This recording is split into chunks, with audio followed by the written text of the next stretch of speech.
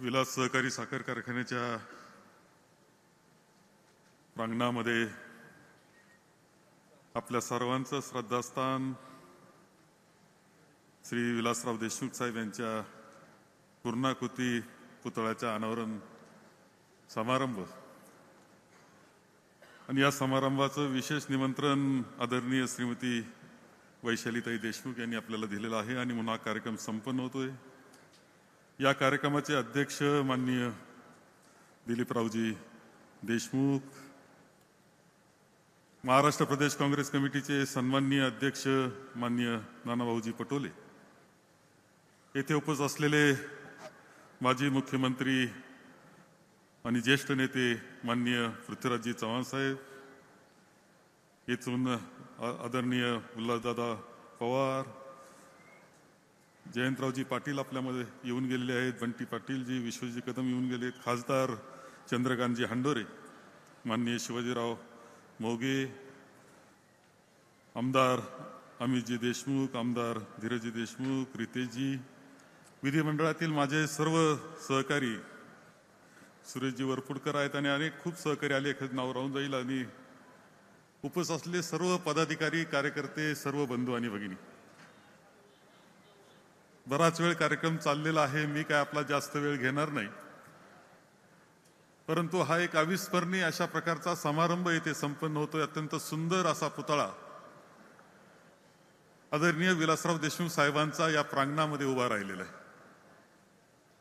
आणि पुतळा पाहिला तरी अनेक त्यांच्यापासून स्फूर्ती मिळणार आहे, प्रेरणा मिळणार आहे।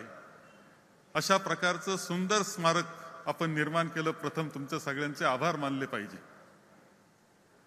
खरं म्हणजे आपण सर्वजण बसलो इथे आणि आपल्या सगळ्यांना एक गोष्ट आठवते की इथे उभा राहिलेला वक्ता बोलायचा बंदच होत नाही, कारण प्रत्येकाला इतक्या आठवणींचे साठे प्रत्येकाच्या मनामध्ये, हे आम्हीच नाही तुम्ही सुद्धा सगळे, काय काय आठवून जातं आपल्याला। देशमुख साहेब म्हटल्यानं, विलासरावजी म्हटल्यानंतर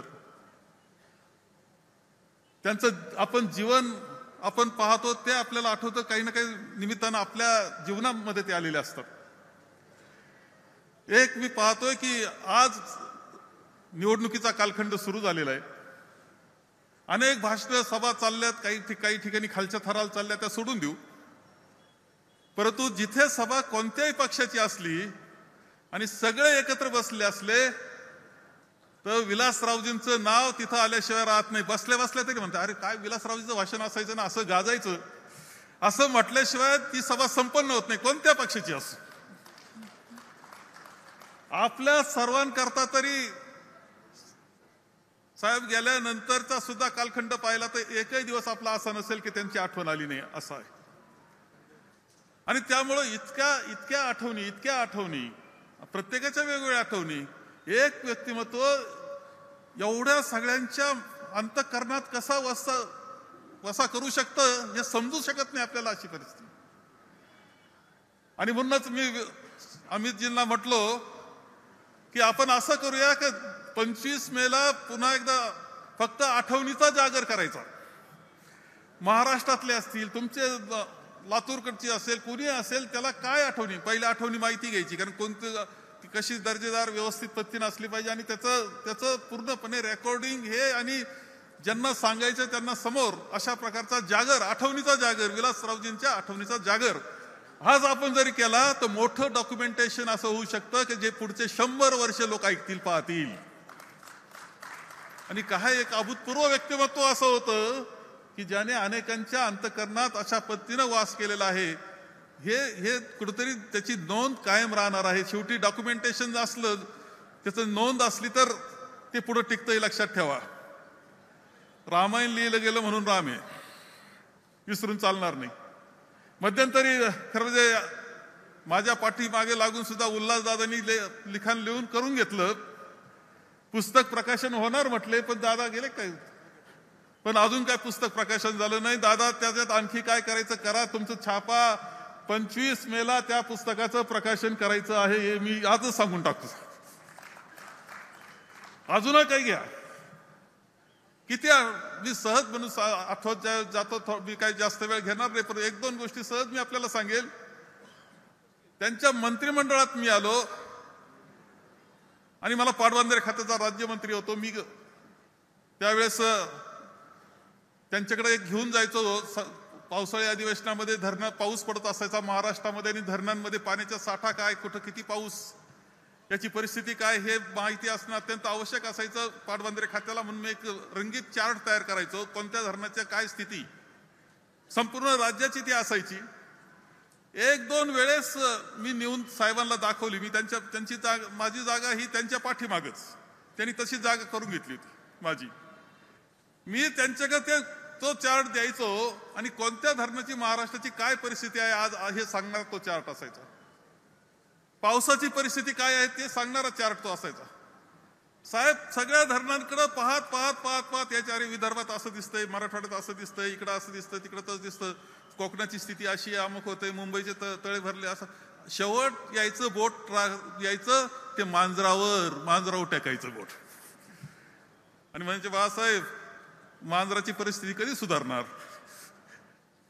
म्हणजे ते फिरत होते जरी संपूर्ण महाराष्ट्रामध्ये, पण लक्ष मात्र मांजरावर होतं, तुमच्यावर होतं, हे विसरता येणार नाही. पाटबंधारे खात्याचा मी मंत्री होतो त्यावेळेस उस्मानाबादला होतो. नंतर त्यांनी मला इथे पालकमंत्री म्हणून घेतलं आणि पालकमंत्री म्हणून काम करत असताना जवळपास प्रत्येक आठवड्याला नाहीतरी 15 दिवसाला कार्यक्रम असे, रेलचेल असायची भरपूर, उद्घाटन, भूमिपूजन इतके चाललेले असायचे. तुमची ही आता रेल्वे इथून गेली तोच कालखंड येतो, हे विमानतळ उभं राहिलं तोच कालखंड येतो, कसे मंजूर केले, काय केले, मांजरावरून पाणी आणलं पाईपलाईनना तोच कालखंड येतो. आणि त्याच कालखंडामध्ये 25 वर्ष लातूरच्या जिल्हा निर्मितीला झाले म्हणून एक झालेला सुंदर कार्यक्रम, आज अविस्मरणीय कार्यक्रम, त्यावेळेस राष्ट्रपती आदरणीय प्रतिभा पाटील होत्या, तो तुम्ही आठवत असाल. भरगच्च लाखोच्या जनसमुदायामध्ये झालेला कार्यक्रम, ह्या खूप आठवणीचे सागर आहे तुम्हाला सांगतो. परंतु निस्त्या असं नाही, शहर हे तर फुललंच, बदलून गेलं, देशाच्या नकाशावर आलं, पण त्या पलीकडे सुद्धा अर्थव्यवस्था बदलावी म्हणून त्यांनी केलेलं काम हे सुद्धा तितकंच उल्लेखनीय आहे. मांजरा सहकारी साखर कारखान्याची निर्मिती तोपर्यंत अशी परिस्थिती होती. मांजरा सहकारी साखर कारखाना आम्ही असं म्हणायचो की आम्हालाच कारखाने चालवता येतात. उत्तर महाराष्ट्र, पश्चिम महाराष्ट्र आमचे कारखाने असे, आमची रिकव्हरी अशी, आमचे भाव असे मोठ्या दिमाखानं आम्ही सांगायचो. आणि मराठवाड्याचा विषय निघाल्यावर आम्ही म्हणायचो हा थोड्याशा अडचणी तिकडे दिसत आहेत. मांजरा झाला आणि सगळ्यांनी चमकून पाहिलं ही वस्तुस्थिती आहे. मी हे मान्य करतो, कायम सांगत आलो की विलासरावजीचं लक्ष असायचं, मंजुरी आणायचे, काम आणायचे आणि त्या सगळ्याला शिस्तीनं चालवण्यामध्ये माननीय दिलीपराव देशमुख यांचा मोठा वाटा राहायचा. तुम्ही सगळ्या बँका बुडत असताना मराठवाड्यातल्या तुम्ही बँक ज्या पद्धतीने चालवली, सहकारी बँक, विसरता येणार नाही कोणाला. आणि त्याचा सगळ्याचा परिणाम तुमच्या सगळ्यांच्या जीवनामध्ये आज मला दिलीपरावजी म्हणत होते की आमचा मांजरा म्हणून जो समूह आहे, उद्योग समूह, 40 लाख टन ऊसाचं गाळप आम्ही करतो आहोत. खरं ते पाऊस कमी आहे, सगळी अडचणी आहे, परंतु ह्या सगळ्या ह्याच्यातून 40 लाख टन गाळप ऊसाचं होतंय. चमकून पाहावं कुणी, महाराष्ट्रानं नाही देशानं चमकून पाहावं तुमच्याकडं, असं काम आजही चाललेलं दिसतं. याचा अभिमान आम्हाला निश्चितपणे आज वाटतोय. मला आठवतं सोयाबीन मोठ्या प्रमाणावर आपल्याकडे होतं आणि सोयाबीनवर आळी आली म्हणून चंद्रपूरला जोरात हाहाकार झाला, आंदोलन सुरू झाले आणि साहेब अमेरिकेला गेलेले होते. त्यांचा मला निरोप आला की ती चंद्रपूरला काय गडबड आहे, तिकडं सोयाबीनवर आळी आलेली आहे, तुम्ही जाऊन या, पाहून या काय आणि मला सांगा फोनवर. मी चंद्रपूरच्या त्या शेतकऱ्यांकडे गेलो, आळी पाहिली, आळी होती खरे. आणि त्यावेळेस मी फोन केला साहेबांना, तिथूनच लोक म्हणायचे की 4,000 रुपये तरी हेक्टरी दिले पाहिजे. तर तो कालखंडावर का लक्षात घ्या, नाही तर 4,000 म्हटलं तुम्ही नाराज व्हाल. 4,000 रुपये तरी हेक्टरी दिले पाहिजे. मी साहेबांना फोन केला, साहेब शेतकरी तर 4,000 रुपये हेक्टरी म्हणतायत. म्हटले सांगून टाका दिले म्हणून. म्हणलं साहेब कॅबिनेट, अरे मी मुख्यमंत्री आहे बाळासाहेब, सांगून टाका लोकांना की 4,000 रुपये हेक्टरी डिक्लेअर करून टाका. तिकडं मिळाले आणि इकडं आपल्याला मिळाले. तुमच्याकडे आळी आली होती, मी काही नाकारत नाही. परंतु एव्हा 4,000 शेतकरी मागतून देऊन टाका म्हणायचं हे काही धाडस सोपं नव्हतं. 200-500 कोटी रुपयाचा विषय होता. परंतु माझ्या शेतकऱ्याकरता मी माझी तयारी आहे काही करण्याची, ही भावना त्यामध्ये आपण लक्षात ठेवलं पाहिजे. आणि म्हणून या सगळा जो बदल पालकमंत्री म्हणून मी पाहिलं इथे, जे काम तुम्ही उभं केलेलं आहे, मला आनंद याचा आहे की आदरणीय दिलीपरावजींच्या नेतृत्वाखाली, त्यांच्या मार्गदर्शनाखाली अमितजी, धीरज, तुम्ही खूप चांगल्या पद्धतीने हे काम पुढे नेण्याचा प्रयत्न करतायत. तुम्ही ज्या पद्धतीनं 40 लाख टन ऊसाचं गाळप तुम्ही करता, योग्य भाव त्यांना देता, तुमचे रिझल्ट सुद्धा सुंदर आहेत. याचा अर्थ असा की तेवढा तुम्ही अर्थव्यवस्था बदलण्यामध्ये किती मोठा वाटा यातून झालेला आहे. शेवटी राजकारण आम्ही करतो किंवा इमारती बांधून सुंदर इमारती बांधली म्हणजे राजकारण होत नाही. तर त्यावेळेसच राजकारण होतं की त्या सर्वसामान्य माणूस, गरीब माणूस, त्याच्या जीवनात आनंद निर्माण झाला, त्या शेतकऱ्याच्या जीवनात आनंद, कामगाराच्या जीवनात आनंद निर्माण झाला, तो सुखी झाला, तर खरं राजकारण झालं. ते राजकारण विलासरावजींनी जी दिशा दिली त्याच्यातून तुम्ही करत आहात, याचा आनंद आम्हाला सगळ्यांना खूप चांगला आहे. अभिमान वाटतो आम्हाला का चला ते काम पुढे नेतायत, तुम्ही समर्थपणे पुढे नेतायत. वारसदार असे मिळणं सोपं नसतं, मोठ्या मोठ्यांना असे वारसदार मिळत नाहीत, असं तुम्हाला सांगतो. हे समर्थपणे हा वारसा पुढे नेण्याचं काम हे अमितजी आणि धीरजजी करतायत. रितेशजी, तुमचं तर कौतुक करावं तेवढं थोडं आहे. काय सांगायचं, आम्ही नंदुरबारला आदिवासी भागात गेलो एकदा प्रचाराला. आम्ही दोघं मंत्री गेलो, मंत्री म्हणून गर्दी सगळी भाषण ऐकायला. आम्ही सांगायचो का विलासरावजींचे चिरंजीव आलेले आहेत, अमित देशमुख, त्यांचं भाषण ऐका. रितेश देशमुख यांचे भाऊ आलेले आहेत भाषण ऐकायला. टाळ्यांचा कडकडाट. आणि म्हणून त्यांनी तर फिरावाच महाराष्ट्रात. मी म्हणत नाही आम्ही ज्येष्ठ आहे, खरं आहे आम्ही ज्येष्ठ आहे तेव्हा. आणि अजून बोलत असताना जयंत पाटील जपून बोलले, नको ज्येष्ठांना धक्का म्हणून. परंतु मी सांगतो की अमितजी, बंटी पाटील असतील किंवा आमचे पतंगरावजी कदम साहेबांचे चिरंजीव असतील, विश्वजित, तुम्ही पुढं व्हा, तुमच्या पाठीशी आम्ही उभं राहण्याची तयारी आमच्या सगळ्यांची. पुढचा भविष्य काळ हा तुमचा आहे.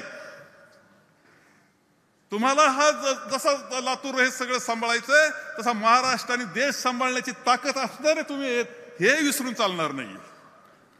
ती क्षमता तुमच्यामध्ये आहे. खरं आहे की काम खूप असतं. मतदारसंघात मी गेलो तर बुडून जातो, हे वस्तुस्थिती आहे.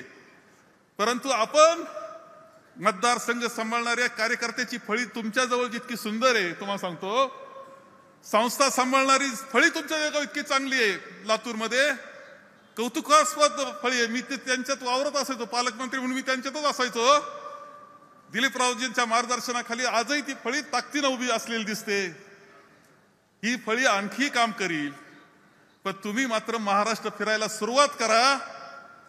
आणि धीरजजी, तुम्ही ते धीरज इथं आम्ही जे तिकडं असं नाही, सिस्टीमाशी बसवा का इथं काम चाललं पाहिजे. तुम्ही महाराष्ट्रात फिरत असले पाहिजे, तुमचे भाषणे चालले पाहिजे.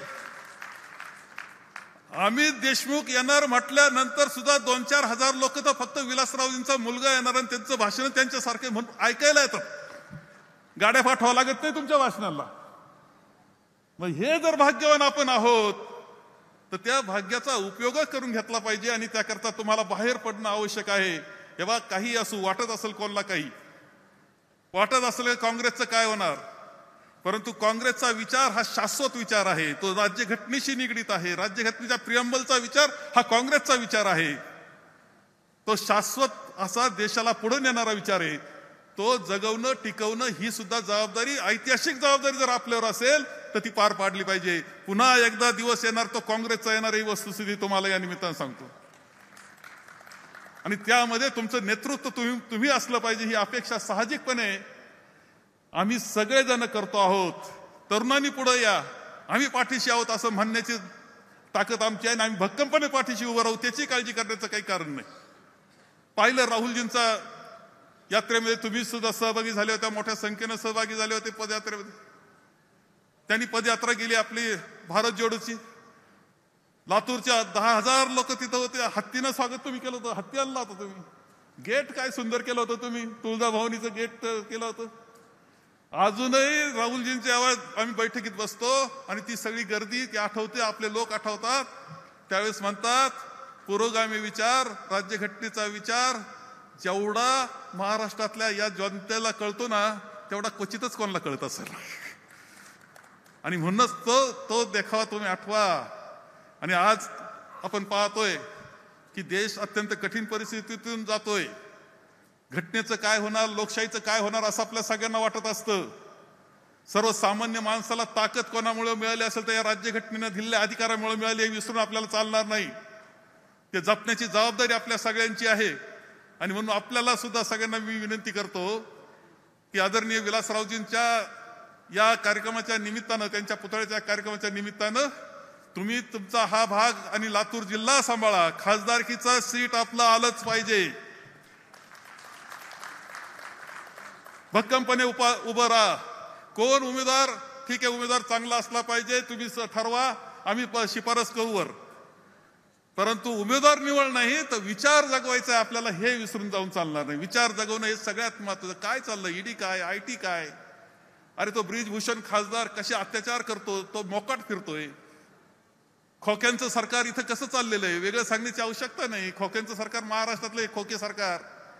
कसे गोळा झाले ते एकत्र सगळे गोळा झाले, त्यांचे चेहरे पाहिल्यानंतर सुद्धा तुम्हाला लक्षात येईल की यांचं काही खरं नाही. पुन्हा एकदा आणलं पाहिजे आघाडीचं सरकार, काँग्रेसचं सरकार. हे आणण्याचं आहे, आपल्याला आणायचं आहे. या दृष्टीनं या स्मृतिदिनी हे काम आपण केलं पाहिजे असं मला वाटतं. आणि याकरता सुद्धा आपल्या सगळ्यांना अमितजी, तुम्ही, रितेशजी आणि तुम्ही आणि तुमचे सगळे सहकारी यांना तुमच्या कामाबद्दल खूप कौतुक आहे, खूप अभिनंदन आहे. पण आता आपल्याला काम दाखवायचं महाराष्ट्रात आणि देशात दाखवायचं, या दृष्टीने तयारीला लागा. ते खरं अभिवादन विलासरावजींना होईल. ते खरं अभिवादन. भाषण मोठे गेले घरी असं नाही.